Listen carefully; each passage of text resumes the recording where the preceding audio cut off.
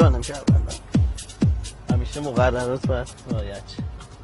منم امیررضام، لول بازیم 140، رکورد کاپ ایران دستمه. یعنی من دقیقاً یک لوکال بودم، اول ایران بودم که رکورد کاپ ایرانم هنوز دست خودم خدا رو شکر. بعد 3 گلوبال بودم، 3 جهان بودم. بازی اول از این سر و ته نداره، یه نقطه استارت داره تا همینجوری میره جلوی آپدیت‌های جدید میدن، بازی وسیع‌تر و گسترده‌تر میشه. قصد و نیتم اینه که برسم به نفر یک گلوبال، تاپ گلوبال بشم، بعد حالا تصمیم میگیرم حالا میخوام چیکار کنم. ولی 100% دیگه انگیزه‌ای نه، حالا شاید مثلا یه مدتی بخوام بمونم همون نفر اول. من آره من بازی میکنم ولی واقعا بازی میکنم، زندگی نمیکنم. فکرتو میبره سمت خودش، یعنی شما کل تمرکزت فوکوس میشه روی این بازی، یعنی به محض اینکه حالا بازی کنی حالا یه ذره بیفته توی به اصطلاح شرایطش. شده قرار کاریتون یادتون بره؟ یادمون بره که مثلا خب شاید یادمون باشه ولی نشه برم، اینجوری هستش. من میذارم چک کنم ببینم کلن چه خبره، میره جلوتر دوباره 2 دقیقه نگران میداره، برم مثلا ریک بچه‌ها خالیه مثلا برم پرشون کنم 200 بار مثلا از اینجا تا اون آره 200 بار نگران میداره تو جاده که یه وقت ریک بچه‌ها مثلا تو کلنش خالی نمونه. الان وار داریم سر این که الان خدمت شما هم نتونستم منیجش کنم، عقب افتادیم. ریاضیم ضعیف بود همیشه. املا چی؟ املا عالی 20 همیشه 20. ببین 2 ماه گذشته بله امیرم اکانتش داده به برادر کوچیکش، لژند هم شده، ولی یه بازی دیگه میاد تو این صفحه ما و همه عاشقش میشن. بعد امیر میاد پیشت بهت میگه که آقا من میخوام برم این بازی رو شروع کنم، تو اجازه میدی کارو کنی یا نه؟ من براش یه مثال میذارم از اعتیاد که بکنم چیز کنه، یه جوری مثلا تحت تاثیر قرارش بده. خب نمیتونی یکی بگه که مثلا من نمیدونم فلان مواد داشتم میکشیدم خب اونو ترک کردم حالا میخوام این یکی رو شروع کنم. چیزی که اعتیاد آوره واقعا این بازی اعتیاد آوره. من بهش میگم مثلا کلاشو اول شده تمام شد چی شد؟ الان چی؟ الان چیزی شدی؟ اینم شروع کنی اول بشه آخرش باز همینی که الان هستی میشه. هیچ اتفاقی برات نمیفته. خلاص آقا اعتیاد اصلا چیز خوبی نیست، حالا چه به بازی باشه چه اعتیاد به خدای نکرده مواد مخدر یا روانگردان. این بازی 24 ساعت اینجوری می‌کنه. می‌دونی الان با کی داریم مصاحبه می‌کنی؟ جان می‌دونی با کی داریم مصاحبه می‌کنی؟ با کی؟ یعنی چی با کی؟ نفر اول کلاش تو ایرانه. آره جدی؟ برو جلو. آقا نکن وقتا نکنی به خدا. مثلا 5 6 سال پیش بود. قشنگ راحت میگرفتم کوه میرفتیم بالا. یعنی 3 ساعت 4 ساعت نان استاپ پیاده روی می‌کردیم.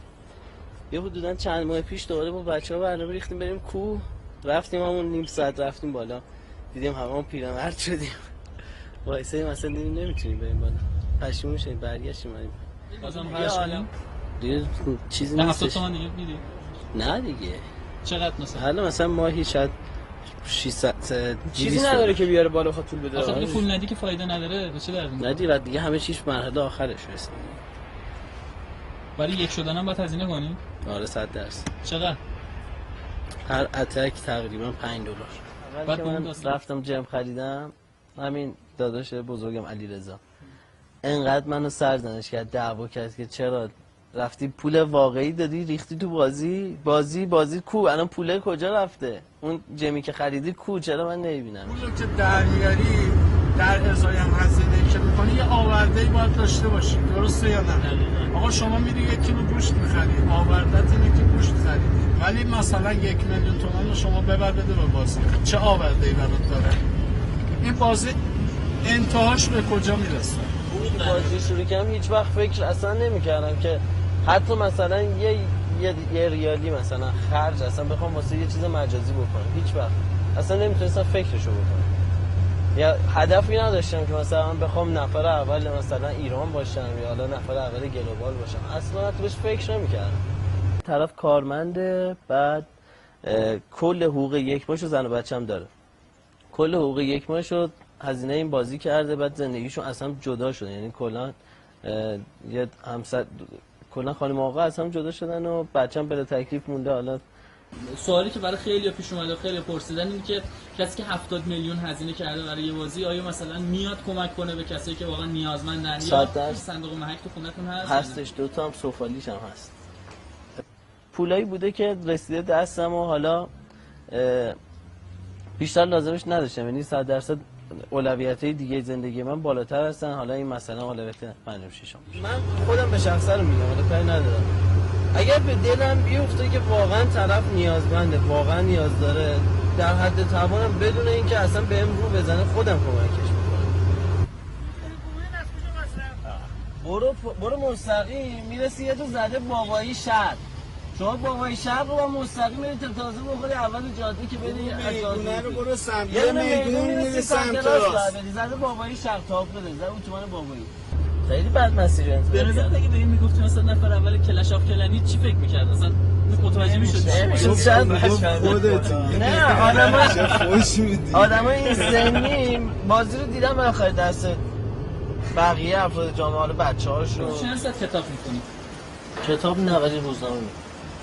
یعنی علاقه نداری به کتاب؟ نه راستش علاقه به درس آنچنانی ندارم. نه به چی علاقه داری؟ به پول، به کار، به بازی؟ تفریح، مسافرت. چجوری متوجه میشی؟ اینجوری بگیره دستش. اگه گوشی رو اینجوری بس عمودی بگیرن نه. همونجوری بگیرن کلش بزن. امیررضا نفر اول کلش آف کلن تو ایرانه.